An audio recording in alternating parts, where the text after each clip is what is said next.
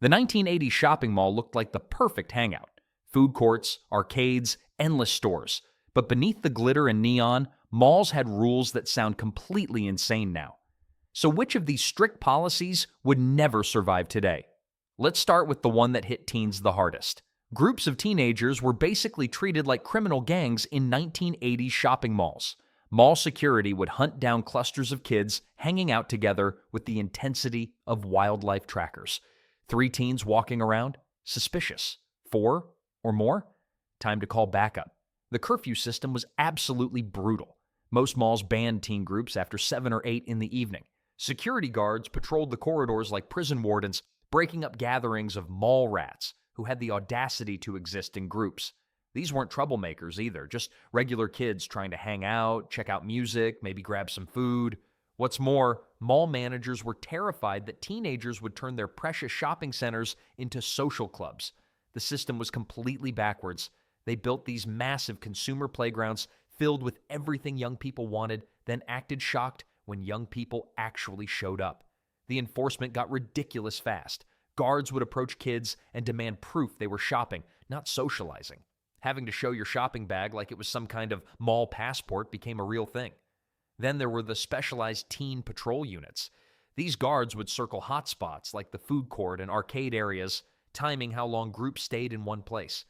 Kids learned to scatter when they saw security approaching, turning innocent mall visits into elaborate games of hide and seek. Of course, parents mostly supported these rules, creating this weird dynamic where adults shopped peacefully while their own children got treated like potential vandals. The disconnect was wild. Some malls even posted security guards at entrances specifically to count teenage heads.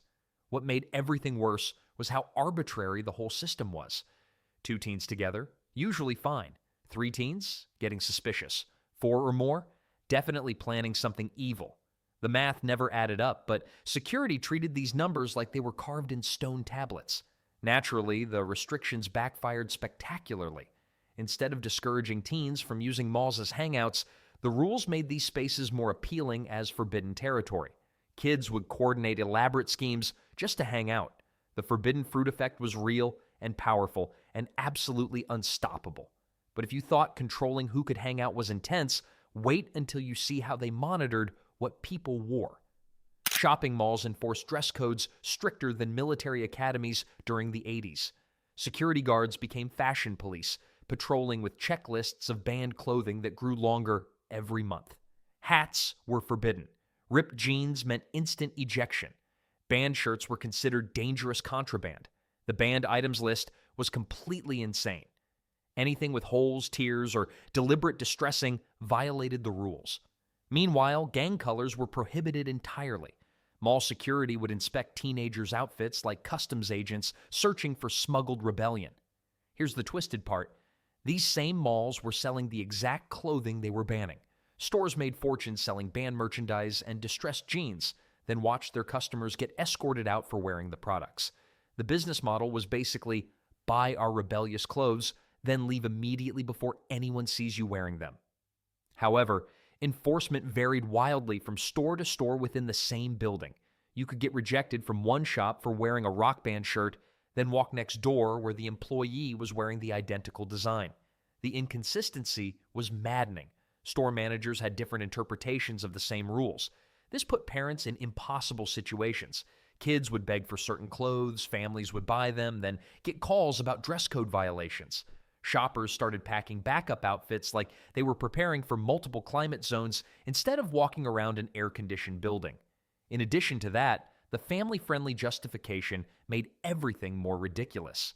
Mall management acted like exposed knees or music logos would traumatize children, completely ignoring that these same kids were watching music videos and listening to the exact bands being censored on their clothing. Unsurprisingly, some teens organized dress code protests, showing up in groups wearing the most borderline acceptable outfits possible. The whole thing became an elaborate game of fashion hide-and-seek with security guards. The irony peaked when struggling malls suddenly became tolerant of teen fashion choices in the late 80s. Funny how dress codes became flexible when profits started dropping. Money always wins. Economic pressure accomplished what teenage rebellion never could. Shopping centers quickly discovered that desperate times called for desperate fashion measures. The clothing crackdown was just one layer of control, though. Mall owners had bigger concerns about what people might be sharing. Every entrance to every shopping mall featured the same threatening sign: no soliciting. These weren't polite requests. They were commandments enforced with religious dedication. Religious groups couldn't distribute pamphlets. Political activists were banned. Community organizations couldn't recruit members anywhere on mall property. The paranoia about information sharing reached absolutely bonkers levels. Mall management treated pamphlets like they were weapons of mass distraction that could destabilize their entire consumer ecosystem. This created weird bubbles of commercial isolation inside malls. Shoppers got bombarded with advertising from every store, kiosk, and poster, but community information was strictly forbidden. The hypocrisy was thick as concrete. Corporate messages were everywhere, but grassroots communication was treated like contraband. Consequently, security developed sophisticated surveillance techniques for detecting potential solicitors. Guards would follow people who looked like they might distribute information, watching for suspicious paper-related activities. Officers trained their eyes to spot pamphlet distributors like airport security scanning for dangerous luggage. Religious groups tried creative workarounds by blending in as regular shoppers while casually mentioning their churches during innocent conversations. This led to even more paranoid security measures, with guards eavesdropping on discussions to determine if someone was shopping or secretly evangelizing. Political campaigning became impossible during election seasons. Candidates couldn't set up information booths, volunteers couldn't collect petition signatures, and voter registration drives were completely banned. Malls became democracy-free zones where civic engagement went to die a slow retail death. On top of that, some people found clever ways around the rules. They'd wear shirts with political messages, carry books with controversial titles, or start organic conversations about topics they cared about.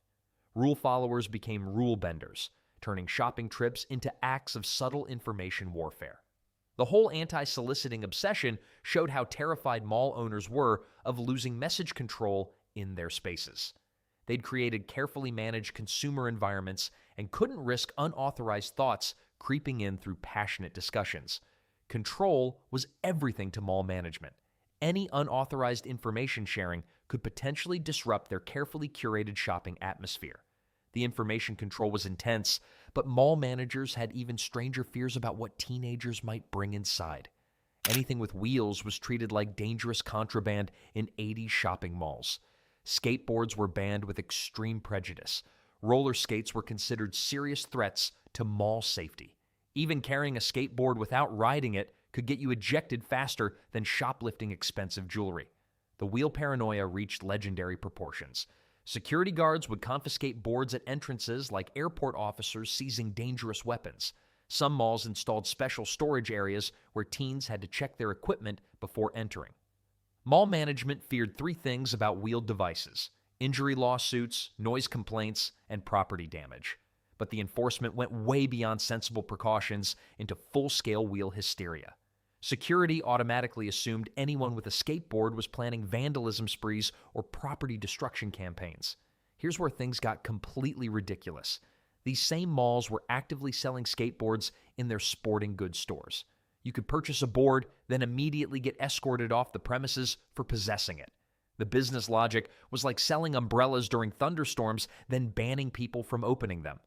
Enforcement created genuinely hilarious situations. Security would chase kids who were carrying boards but walking normally. Teens learned to hide skateboards in backpacks, treating perfectly legal sporting equipment like illegal substances. The paranoia was completely over the top. Some guards would even check backpacks for hidden wheels. Roller skating faced identical discrimination, which was extra absurd considering roller discos were massively popular during the same decade. Mall management apparently believed wheels were only acceptable when properly contained in designated fun zones with admission fees. Beyond this, the anti-wheel obsession ignored obvious facts about mall design. These buildings had smooth floors, wide corridors, and perfect conditions for skating. Instead of embracing this natural compatibility, management declared war on anything that moved faster than leisurely walking. Ironically, many banned skaters were actually the most dedicated mall customers. Instead of capitalizing on this loyal customer base, Malls drove them away with paranoid anti-transportation policies. The transportation restrictions were nothing compared to how they regulated the places kids actually wanted to spend time. Arcade sections in shopping malls faced more regulations than nuclear facilities during the 80s. Mall management treated these gaming centers like underground casinos instead of recognizing them as legitimate entertainment businesses. Some places actually imposed occupancy limits on arcades, creating waiting lists just to play video games. The restrictions were mind-bogglingly specific. Loitering near arcade entrances was forbidden, which was hilarious since the entire purpose of arcades was hanging around playing games. Security guards counted heads like nightclub bouncers, except instead of checking identification for alcohol, they were rationing access to Pac-Man. Evening curfews hit arcade areas especially hard. While other mall sections stayed open late, gaming zones would shut down early to prevent teen gatherings. The logic made zero sense whatsoever. Arcade owners lost money while other businesses stayed open. The economics made absolutely no sense. Arcade games were generating over $8 billion annually in the early 80s. These machines were legitimate money-printing operations. Instead, mall managers acted like arcades were charity operations they were grudgingly allowing to exist. Security protocols around gaming areas became genuinely absurd. Guards patrolled constantly, breaking up groups of kids who were just watching friends play. Apparently, cheering for someone attempting a high score was considered disruptive behavior. Furthermore, some malls implemented token rationing systems to control how long teenagers could stay in arcade sections. The surveillance was more intense than most banks used for protecting actual money. The whole system backfired because arcades were naturally social environments. Players shared strategies, celebrated achievements, and formed temporary alliances against particularly challenging games. Mall management was essentially trying to ban friendship in spaces specifically designed to encourage social interaction. These policies created underground economies around arcade access. Kids coordinated schedules to maximize gaming time and developed elaborate quarter-sharing systems. Playing video games required more strategic planning than military operations. Despite all this, the contradiction was perfect and completely maddening. Mall owners installed the most appealing teenage entertainment possible, then regulated it into near uselessness. Brilliant business strategy right there. Some arcade owners fought back by offering loyalty programs that bypassed mall restrictions. The gaming industry would eventually find ways to work around these obstacles. The arcade regulations were just part of a bigger obsession with controlling every aspect of how people spent time. Existing in shopping malls without constantly spending money was treated like criminal activity during the 80s. No loitering signs appeared more frequently than store directories, and security enforced these rules with traffic cop dedication. Sitting in food courts without purchasing food wasn't just discouraged, it was grounds for immediate removal.